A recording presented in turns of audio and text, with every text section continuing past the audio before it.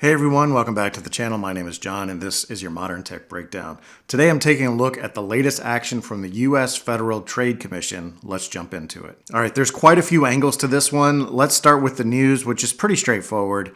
The FTC has announced an inquiry into tech censorship and has opened a forum for public comments about the topic. And unless you've been living under a rock, you're probably aware that various tech social media companies have been, at times, aggressively censoring all kinds of content and people on their platforms for the last 4 to 5 years. And I think this issue has been pretty hotly debated. Some people rightly point out that these are corporations and that the First Amendment does not require them to host any and all content uploaded to their platforms.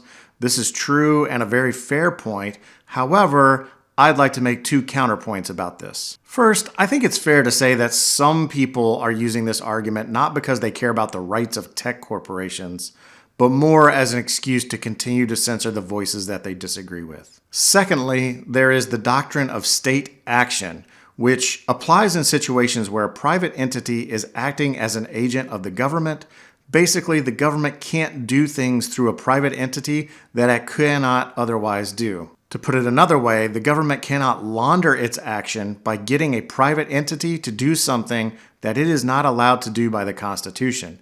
And I'm aware of 2 pieces of evidence from the last year or so that strongly indicate that the state action doctrine could apply to these tech companies. The first is the federal lawsuit Berenson versus Biden, launched by the journalist Alex Berenson.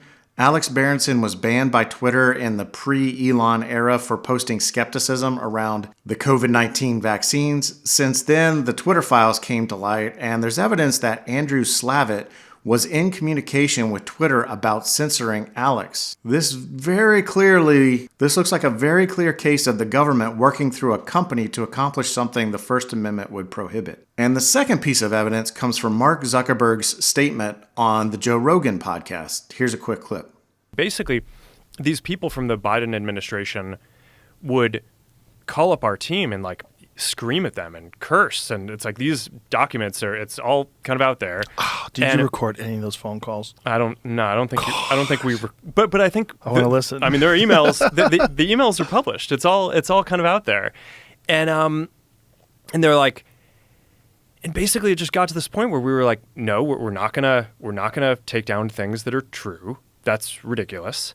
They want us to take down this meme of Leonardo DiCaprio looking at a TV talking about how 10 years from now or something, you're going to see an ad that says, okay, if you took a COVID vaccine, you're eligible for, for this kind of payment, this sort of class action lawsuit type meme.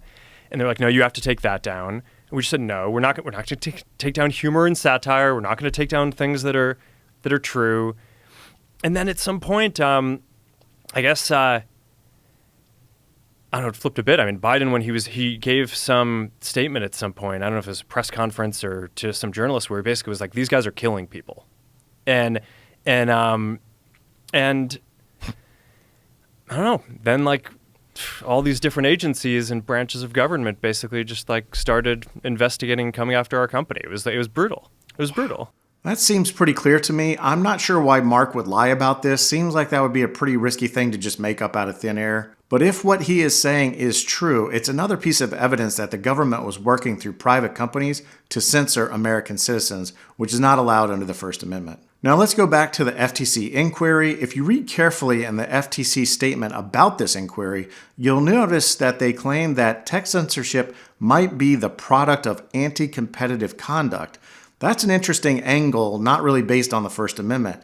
Obviously, they didn't say much about what their legal theory about how tech censorship can be linked to anti-competitive conduct, but I wonder if they're going to be looking into collusion between different social media companies. I recall instances in 2021 where social media companies seem to magically all ban the same person on the same day. Certainly seems like there could have been collusion involved, but regardless, I find it interesting that the FTC is using the term anti-competitive conduct as part of their inquiry. To be fair, there may not be much to that angle. They may just be using that terminology because stopping anti-competitive conduct is the FTC's mission. But regardless, it seems like the free speech debate will continue. Personally, I'm for almost completely unfettered free speech. But what do you think? Leave a comment down below. As always, thanks for watching. Please like, comment, subscribe, and I will catch you